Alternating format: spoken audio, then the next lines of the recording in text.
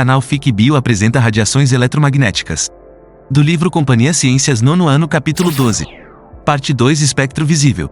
A faixa do espectro de luz visível compreende frequências capazes de sensibilizar o olho humano, e vão de 4,3 vezes 10 elevado a 14 Hz a 7,5 vezes 10 elevado a 14 Hz, aproximadamente. As lâmpadas, a luz que vemos do Sol e das estrelas, assim como as cores dos objetos, estão associadas a ondas eletromagnéticas na faixa do visível. Como vimos no capítulo 10, o laser é uma radiação luminosa concentrada e intensa, que pode ser emitida a partir da excitação de gases como hélio, neônio e outros elementos químicos. A radiação do laser está na faixa do visível e, por se tratar de uma radiação concentrada e intensa, apresenta aplicações específicas e cuidados especiais. Na medicina, o laser pode ser utilizado como instrumento cortante, como o bisturi, em vários tipos de cirurgia, principalmente as que exigem maior precisão, como as de catarata e de miopia. Ultravioleta. O ultravioleta, faixa compreendida entre 7,5 vezes 10 elevado a 14 Hz e 3 vezes 10 elevado a 17 Hz, é uma radiação que não pode ser vista pelo olho humano. É uma radiação importante para a fixação do cálcio nos ossos e para a fotossíntese dos vegetais clorofilados. No entanto, a exposição demasiada à radiação ultravioleta pode causar câncer de pele. A lâmpada de luz negra emite radiação ultravioleta. É utilizada na detecção de cédulas e documentos falsos. É comum encontrá-las também em iluminações de festas, quando se deseja manter o ambiente escuro, mas com realce de vestimentas brancas. Um pouco mais. Sensores fotoelétricos. Os sensores fotoelétricos podem proporcionar, basicamente, dois efeitos: variar propriedades de componentes elétricos a partir da incidência de energia luminosa ou converter a energia luminosa em energia elétrica. Tem aplicação em sistemas de segurança, controle, geração de energia elétrica, medicina, entre outros. Para cada finalidade se utiliza um sensor específico. Os tipos de sensores mais comuns são o LDR, os fotodiodos e as fotocélulas. Raios-X. Os raios-X estão compreendidos na faixa de frequência que vai de 3 vezes 10 elevado a 17 Hz a 3 vezes 10 elevado a 19 Hz. Trata-se de uma radiação ionizante produzida quando os elétrons são desacelerados bruscamente ao colidir com um alvo metálico. Essa radiação foi descoberta em 1895 pelo físico alemão Wilhelm Conrad Roentgen, 1845 a 1923, que você conheceu no capítulo 9, e recebeu esse nome porque Roentgen desconhecia a sua natureza. Ainda assim, a descoberta lhe rendeu o Prêmio Nobel de Física em 1901.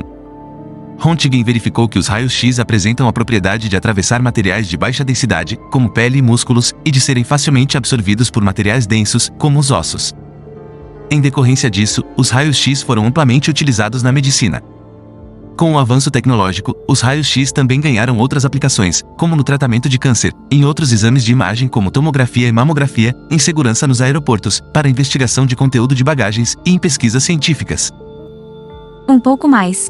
Radiações ionizantes versus radiações não ionizantes. A energia associada a uma onda eletromagnética é diretamente proporcional à sua frequência. Assim, quanto maior a frequência da onda, mais energia ela transporta. Radiações de alta frequência podem interagir com a matéria provocando a saída de elétrons dos átomos, tornando-os ionizados. As radiações que tornam os átomos ionizados são chamadas de radiações ionizantes. Já as que não apresentam energia suficiente para isso, de menores frequências, são chamadas de radiações não ionizantes. As radiações não ionizantes vão desde as ondas de rádio até o limiar entre o ultravioleta e os raios-X. Desse ponto em diante, as ondas eletromagnéticas são chamadas de radiações ionizantes. Considerando os limites de exposição, as radiações não ionizantes não causam efeitos danosos ao ser humano. Por outro lado, as radiações ionizantes são muito perigosas e, de acordo com o tempo de exposição e a energia da radiação, podem causar mutações genéticas, tumores malignos e até mesmo levar à morte. Raios gama. Os raios gama são caracterizados por ondas eletromagnéticas com frequências superiores a 3 vezes 10 elevado a 19 Hz. Altamente ionizantes, os raios gama são emitidos pelos núcleos atômicos de elementos químicos instáveis, em um fenômeno chamado de radioatividade. Esses elementos químicos são ditos elementos radioativos. Em pratos limpo. Qual a diferença entre radiação e radioatividade? Radiação pode ser entendida como a energia que se propaga através de ondas eletromagnéticas ou partículas. Radioatividade pode ser interpretada como a emissão associada de partículas, alfa e beta, e de radiação eletromagnética, raios X e raios gama, pelo núcleo de átomos instáveis com o objetivo de atingir estabilidade. Como já visto no capítulo 9, o fenômeno da radioatividade foi descoberto em 1896 pelo físico francês Antoine-Henri Becquerel, 1852 a 1908, através de trabalho realizado com sais de urânio. O desenvolvimento de seus trabalhos nessa área teve a participação do casal de cientistas Pierre Curie, 1859 a 1906, e Marie S. Curie, 1867 a 1934, ele francês e ela polonesa, e proporcionou a eles o Prêmio Nobel de Física em 1903. Apesar da importante descoberta, ainda não se conheciam as características daquelas radiações. Somente em 1900, o cientista francês Paul Urich-Villard, 1860 a 1934, conseguiu evidências de que os raios gama eram ondas eletromagnéticas. Apesar de o Sol e as estrelas emitirem raios gama, a descoberta da radioatividade só se deu pela pesquisa com elementos químicos radioativos, pois os raios gama não chegam à superfície da Terra. Essa radiação é totalmente absorvida na parte mais alta da atmosfera.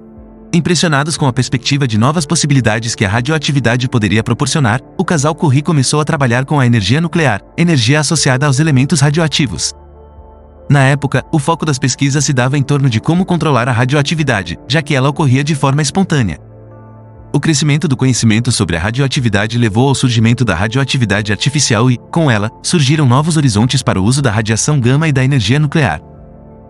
Infelizmente, a corrida armamentista fez uso da energia nuclear de forma desastrosa, nas bombas atômicas utilizadas na Segunda Guerra Mundial. Ainda impulsionados com o armamento bélico, foram realizados outros testes atômicos em menor escala. Estes, no entanto, fizeram com que o ser humano percebesse o quão desastrosa essa tecnologia poderia ser em todos os sentidos, pois, além da destruição de estruturas causada pela energia nuclear gerada com a explosão, também ocorrem os efeitos da radiação ionizante nos seres vivos expostos a ela. Atualmente, a utilização dos fenômenos radioativos está predominantemente voltada para fins pacíficos, como na geração de energia elétrica e na medicina, no tratamento e no diagnóstico de enfermidades. Um pouco mais. As radiações ionizantes e a medicina. O desenvolvimento tecnológico fez com que, nas últimas décadas, a radiação ionizante fizesse parte do cotidiano da medicina. Além da radiografia, da tomografia e da mamografia, que fazem uso dos raios-X, outros exames que utilizam as radiações ionizantes permitem um diagnóstico mais detalhado de certas enfermidades. A cintilografia é um exemplo disso. O paciente ingere um radiofármaco que é absorvido pela corrente sanguínea e passa a emitir radiação que é detectada por um equipamento que mapeia o corpo, identificando possíveis enfermidades. Além do uso diagnóstico, as radiações ionizantes podem ser também utilizadas no tratamento de enfermidades. Tanto os raios-X quanto os raios gama são utilizados na radioterapia com o intuito de eliminar células cancerígenas causando o menor dano possível aos tecidos sadios ao redor. À medida que a ciência se aprimora, surgem novas possibilidades, como a utilização da radiação ionizante em cirurgias intracranianas para a eliminação de tumores, a esterilização de artefatos médicos, o tratamento de efluentes e resíduos industriais, além da modificação de materiais poliméricos, plásticos, etc. Todavia, é importante ressaltar que o uso tanto dos raios-X quanto da radiação gama deve ser minuciosamente avaliado e controlado. Neste capítulo você estudou as características das ondas eletromagnéticas, o espectro eletromagnético, as ondas eletromagnéticas que compõem o espectro eletromagnético, ondas de rádio, micro-ondas, infravermelho, visível, ultravioleta, raios-X e raios gama. Aplicações das ondas eletromagnéticas, radioatividade, aplicações e riscos. O canal Fique Bio agradece. Pedimos que compartilhem em suas redes sociais. Compreendemos que muito do conteúdo de física, química e biologia agora estão sendo ministrados no Ensino Fundamental 2.